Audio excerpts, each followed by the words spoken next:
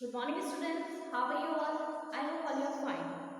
In the previous video, I explained you about the atomic arrangement of electrons in an atom. कि किस तरीके से किसी भी एटम में जो इलेक्ट्रॉन्स होते हैं उनका अरेंजमेंट कैसे होता है, ठीक है। तो वहीं से आज हम शुरुआत करेंगे। For example suppose sodium, this is sodium. What is the atomic number of sodium? It is 11।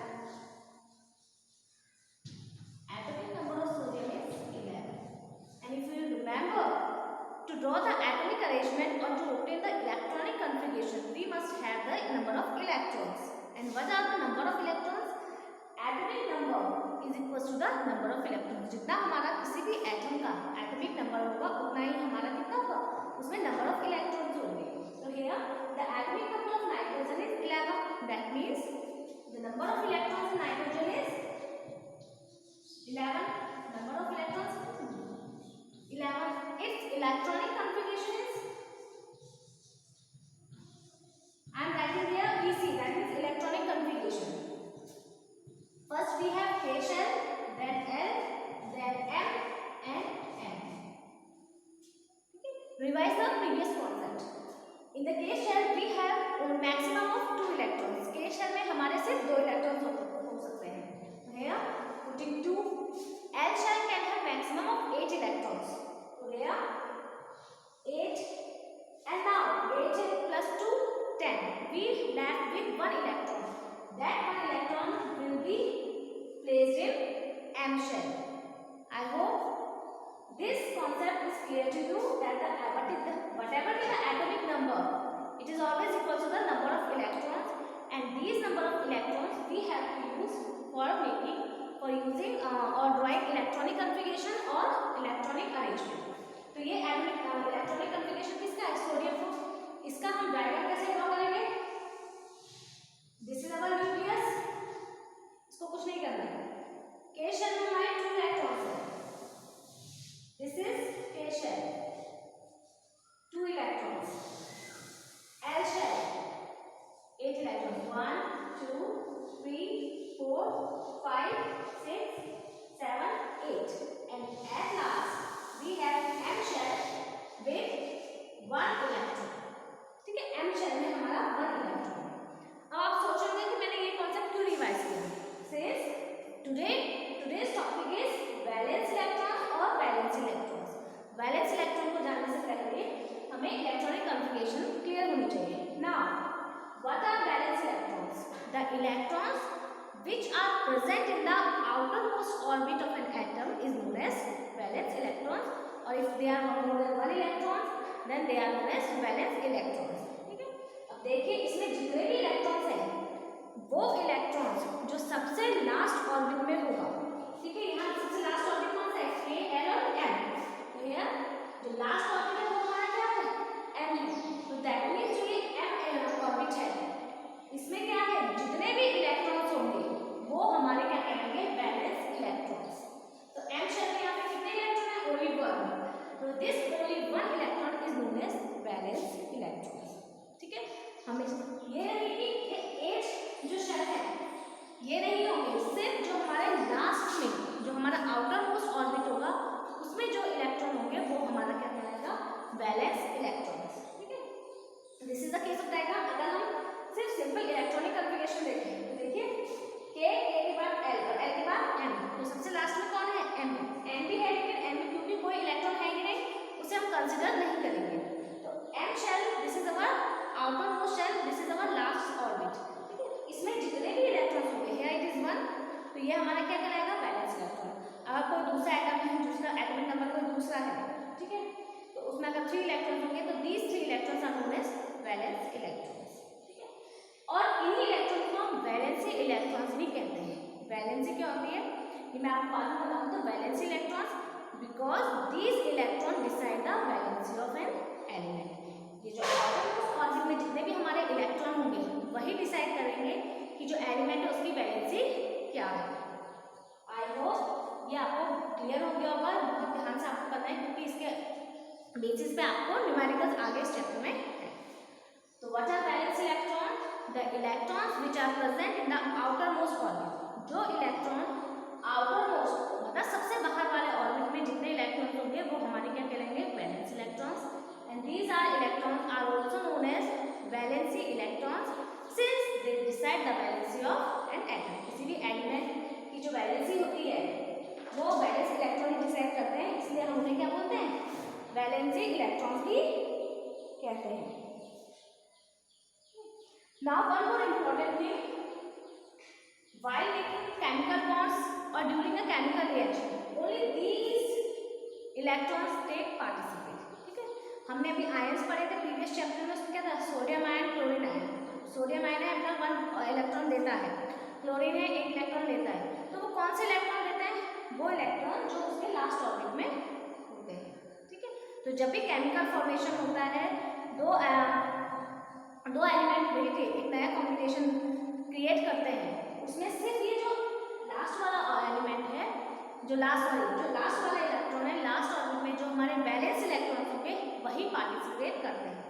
क्यों करते हैं, क्योंकि देखिए क्या है, आगे बढ़ने के लिए क्या चाहिए, हमें हाई एनर्जी की चाहिए, हाई एनर्जी की रिक्वायरमेंट होती है। तो if you remember I explain you that the outermost innermost shell, जो हमारा केस शेल होता है, इसकी सबसे कम एनर्जी होती है, और जैसे जैसे ऑर्बिट बढ़ते रहते हैं वैसे वैसे क्या है, हमारी एनर्जी भी वो बढ़ती रहती है शेल्स में। के शेल की है इसकी मिनिमम एनर्जी, एल शेल की थोड़ी सी ज़्यादा होगी, और जो एम शेल है इसकी सबसे ज़्यादा एनर्जी होगी। तो since this shell has the maximum energy and most energy, has these electrons will participate in chemical formation और केमिकल बॉन्डिंग। तो जब भी हमारी केमिकल रिएक्शन जब भी होगी दो एलिमेंट्स की, मेटल्स नॉन मेटल्स की, तो उसमें सिर्फ ये जो वैलेंस इलेक्ट्रॉन है यही पार्टिसिपेट करते हैं। ठीक है, this is the case of the valence electron.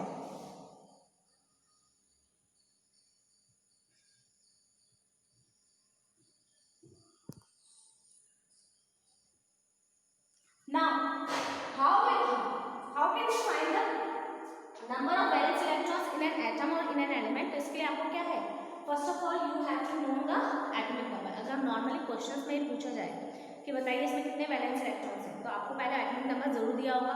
If you have atomic number then you know that atomic number is always equals to number of electrons, and when you have number of electrons then इस electron configuration can be easily written. तो इसके basis पे आप पहले उसका electronic configuration लिखेंगे, उसके base पे आप फाइंड आउट करेंगे कौन सा जो हमारा एलिमेंट और इलेक्ट्रॉन है वो सबसे लास्ट में है।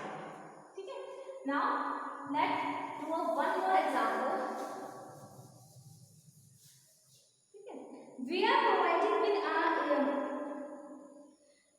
एटॉमिक नंबर, एक एलिमेंट है जिसका एटॉमिक नंबर कितना है, 17 है। एटॉमिक नंबर 17 है। Here we have to find the number of valence electron. हमें पता लगाना है इसमें कितने वैलेंस इलेक्ट्रॉन होंगे। अगेन फर्स्ट इस electronic configuration, K shell 2 electrons, 17 में से 2 माइनस होगा that means 15 electrons. L shell 8 electrons, 15 minus 8 that means 7 electrons left.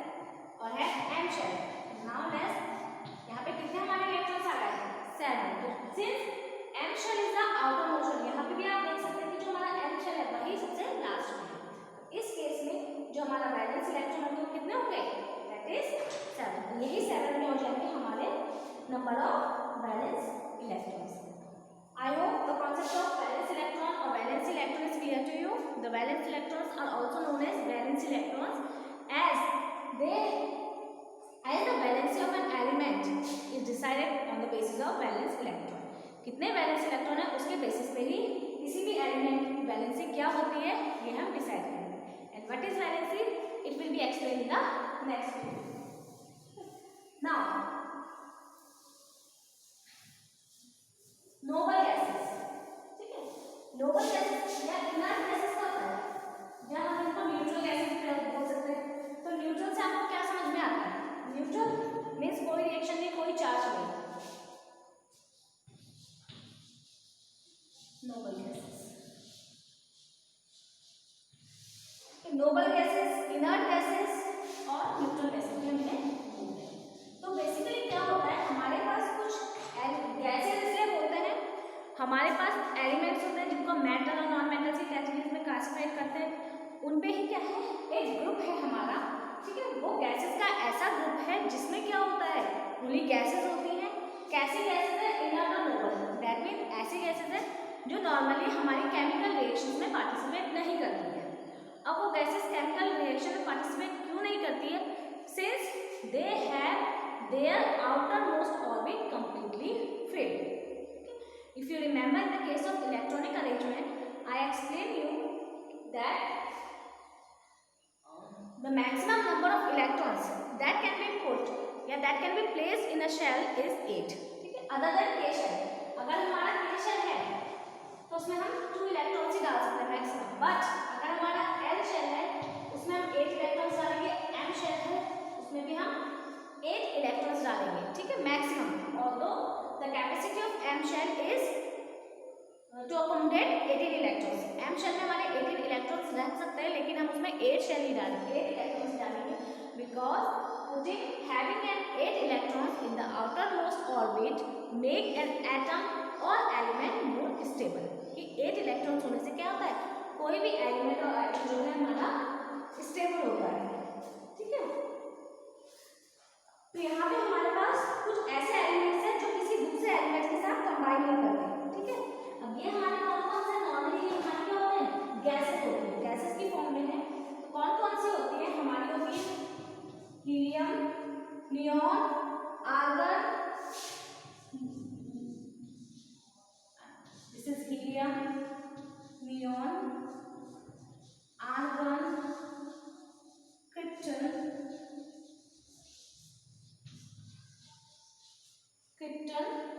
xenon and radon।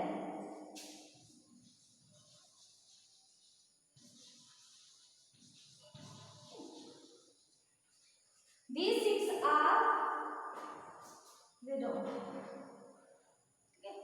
These six are a group of spinel। These 6 gases, they are a group of inert gases। Now the atomic number of these gases will be, helium का कितना होता है 2, neon का होता है हमारा 8, ओ sorry 10, then 18, neon का होता है हमारा 10, आर्गन का होता है 18, after that krypton 36, then 54 and then 86।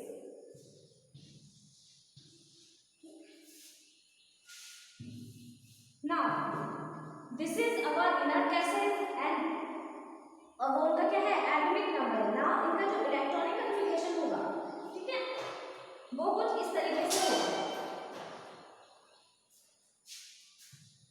K L M N, ठीक है। यहाँ तक मैंने आपको बता दिया। 2 इलेक्ट्रॉन से तो हमारे K shell में कितना होंगे, मैक्सिमम 2 इलेक्ट्रॉन होंगे। नियॉन में कितना होता है, 8 है तो 2 8 2 8 8। नेक्स्ट वन 36 के केस में 2 8 18 8।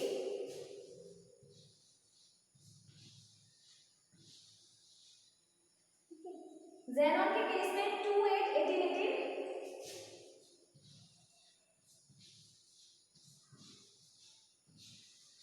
8, ठीक है। दिस इज द 54 एंड 2 8 18 32 18 8, ठीक है। इसमें क्या है 2 8 18 36 सॉरी 32 8 36 है।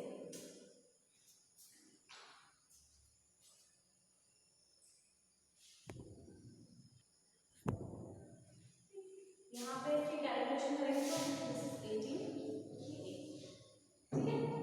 इन शेल के नाम क्या है, K L M N, that is O। तो यहाँ पे कितना हो जाएगा K L M N, this is O and this is P, ठीक है। As you can see these are the outermost orbits, दिख रहा होगा। तो आउटरमोस्ट ऑर्बिट में आपको दिख रहा है कि मैक्सिमम क्या है 8 इलेक्ट्रॉन्स है, और अदर देन हीलियम में since helium has contains only 2 electrons and the capacity of K shell is 2 electrons। इसको छोड़ के आप बाकी सब में देखेंगे कि इनकी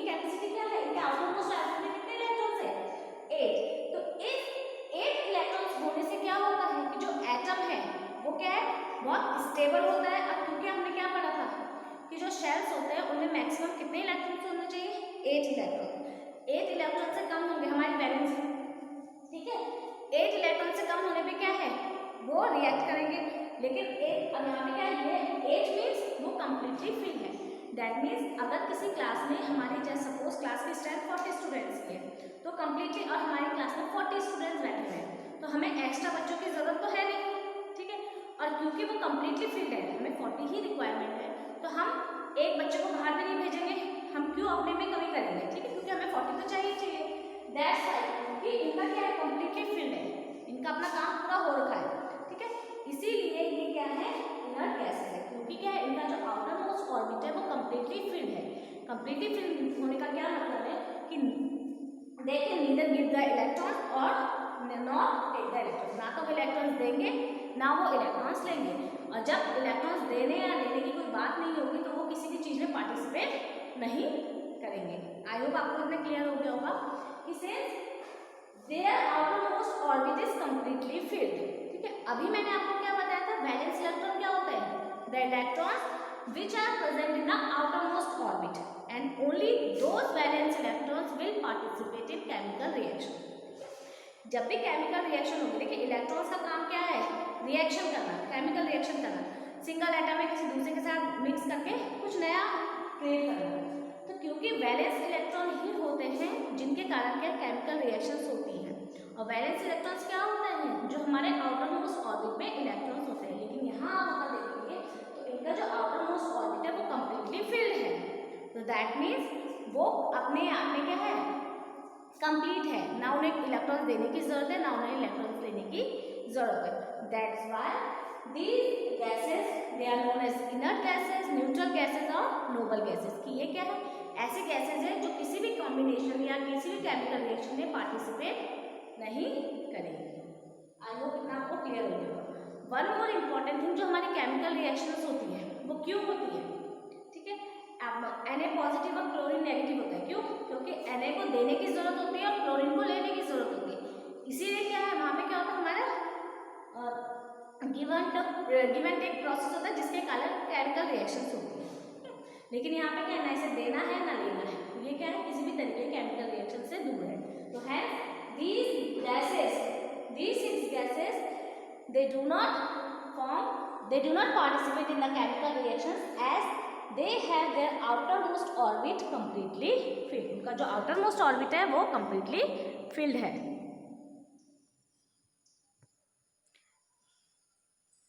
ठीक है, this is the case of noble gases, ठीक है। अब नॉर्मली क्या है, जब भी नोबल गैसेस की डिस्कवरी होगी तो पहले तो इलेक्ट्रॉन्स नहीं होगा, पहले तो हमने ये डिसाइड किया होगा कि अरे ये गैसेस तो पार्टिसिपेट ही नहीं करते, हीलियम है ये किसी के साथ रिएक्ट नहीं करती, नियॉन रिएक्ट नहीं करती, आर्गन रिएक्ट नहीं करती, क्यों रिएक्ट नहीं करती है, ठीक है। That means they are unreactive. Unreactive होने का मतलब क्या होगा कि अनरिएक्टिव कब होगी, जब जो उनका आउटर मोस्ट ऑर्बिट होगा वो कंप्लीटली फिल्ड होगा, ठीक है। This is the reason.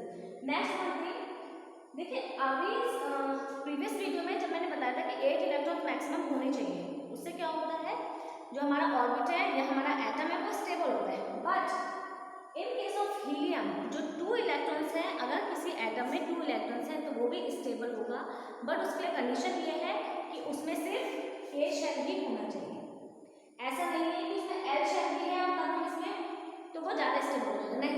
अगर उसमें सिर्फ एक ही शेल है, K शेल है, तब जाके हमारा एलिमेंट, हमारा एटम जो है वो स्टेबल होगा, ठीक है। उसमें और कोई शेल नहीं होना चाहिए। लेकिन अगर उसमें और कोई शेल है, सपोज L शेल भी है उसमें, तो उसके लिए उसे 8 इलेक्ट्रॉन्स होने चाहिए। सिर्फ 2 इलेक्ट्रॉन्स होने पे कोई भी एटम तभी स्टेबल होगा जब उसमें सिर्फ K शेल, दैट मीन्स केवल उसका 1 शेल होगा। आई होप ये जो गैस का इनर्ट गैस का इनर्ट वो क्लियर हो गया।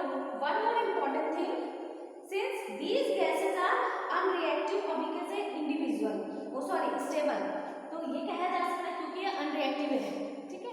तो क्या है, स्टेबल है, तो ये क्या है, इंडिविजुअली एग्जिस्ट कर सकती है। तो if you remember the case of atoms, atoms के बारे में क्या कहा गया था कि एटम्स आर अनस्टेबल, वो क्या होता है, अनस्टेबल होता है, तो वो क्या है, फ्री स्टेट में एग्जिस्ट नहीं कर सकते, they exist either in the form of ions or in the form of molecules, but these gases, ठीक है, but these gases are very stable or reactive, unreactive, hence they can exist in free state. वो free state में exist कर सकती है. That means ये सारी gases क्या है, ये monoatomic gases कहलाएंगे. ठीक है, तो ये सारी gases क्या है हमारी monoatomic. इनके मॉलिक्यूल्स और एटम्स दोनों सेम होंगे.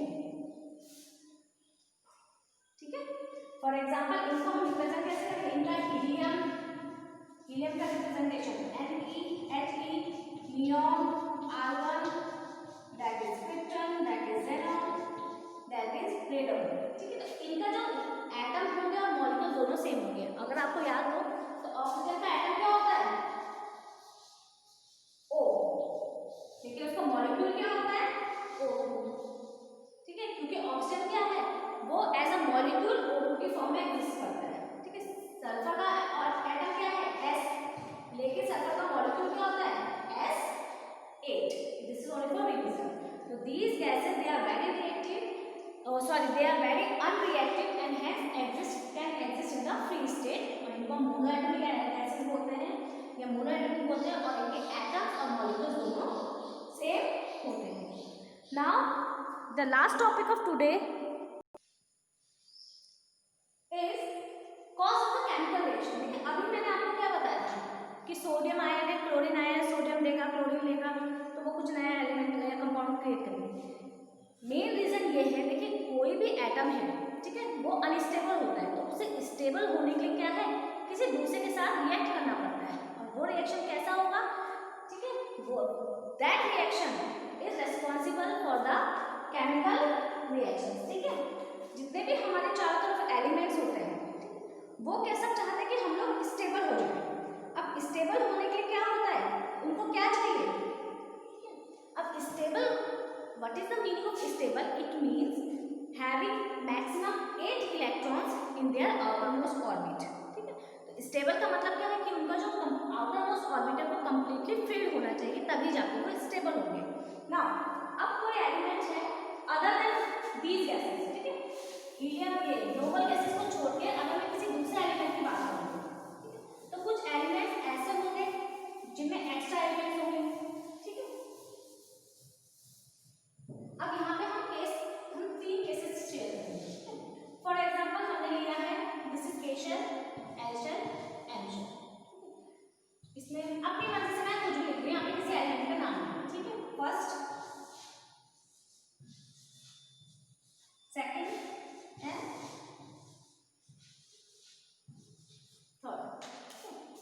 अब देखिए स्टेबल, हर एटम चाहता है कि वो स्टेबल हो जाए. अब स्टेबल होने के लिए उसको अपने आउटर मोस्ट ऑर्बिट में 8 इलेक्ट्रॉन्स की जरूरत पड़ती है. ठीक है, now this is the first case. इस केस में वैलेंस इलेक्ट्रॉन कितने हैं 3. आउटर मोस्ट ऑर्बिट में मैक्सिमम कितने इलेक्ट्रॉन्स होने चाहिए 8, तो इसको मैक्सिमम कितने इलेक्ट्रॉन्स की जरूरत है 5. इसको 5 इलेक्ट्रॉन्स मिलेंगे तो क्या है ये स्टेबल हो जाएगा. बट अब देखिए दोनों में से ज्यादा कौन है, 3 है कि 5 है. 5 है. सपोज कीजिए कि दो बच्चे हैं, एक के पास 3 रुपए है, एक के पास 5 रुपए है. ठीक है, उन दोनों को 8 रुपीज मिलके बनाने हैं. लेकिन अगर एक ऐसा कुछ नहीं है कि जो देगा उसको ज्यादा फायदा होगा या जो लेगा उसको ज्यादा फायदा होगा. फायदा दोनों को सेम होगा. ठीक है, दोनों को इक्वल प्रॉफिट होगा. तो क्या होगा, क्या ये 5 रुपए वाला अपना देगा, नहीं. चांसेस क्या है, जो 3 रुपए वाला है उसको देना इजी पड़ेगा कि चल मैं तुझे 3 रुपए देता हूँ, फायदा तो हम दोनों को इजी हो रहा है.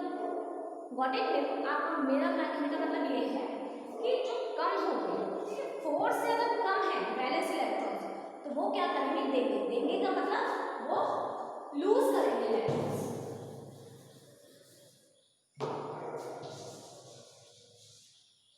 so that it can achieve 8 electrons in its outermost orbit. Similarly ये 5 इलेक्ट्रॉन है, ये चाहे तो यहाँ पे 7 भी लिख सकते हैं. अब 7 इलेक्ट्रॉन में इसे 8 करने के लिए कितना, सिर्फ एक ही की तो जरूरत है. तो ये क्या है, किसी से इलेक्ट्रॉन ले लेगा. अब यहाँ पे क्या है 4 इक्वल है, 4 मेरे पास है 4 तुम्हारे पास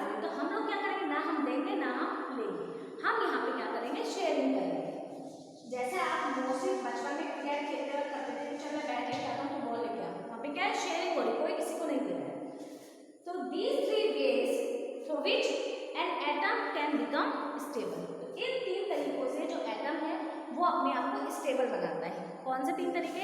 या तो जब वो अपने इलेक्ट्रॉन्स दे देगा, जब वो किसी से इलेक्ट्रॉन्स ले लेगा, या किसी इलेक्ट्रॉन्स के साथ और किसी दूसरे एलिमेंट के साथ अपने इलेक्ट्रॉन्स की शेयरिंग करेगा। ठीक है, तो आई होप अब आपको क्लियर हो गया होगा कि जो हमारे केमिकल रिएक्शंस है वो क्यों होती है। वो इसलिए होती हैं क्योंकि जो केमिकल रिएक्शन सो दैट कि जो हमारे एटम्स है वो स्टेबल हो जाए। स्टेबल होने के लिए उन्हें अपने आउटर मोस्ट ऑर्बिट में 8 इलेक्ट्रॉन्स की जरूरत होती है। तो उसी achieve 8 electrons in their outer most orbit, जो हमारे एटम है वो 8 इलेक्ट्रॉन्स कैसे अचीव करेंगे? या तो इलेक्ट्रॉन लेके या शेयर करेंगे। तो thus by these 3 ways an atom can make itself more stable, and these 3 are the reason for chemical combination. I hope this topic is clear to you. Okay. In the next video I will explain you about the valency of the electron.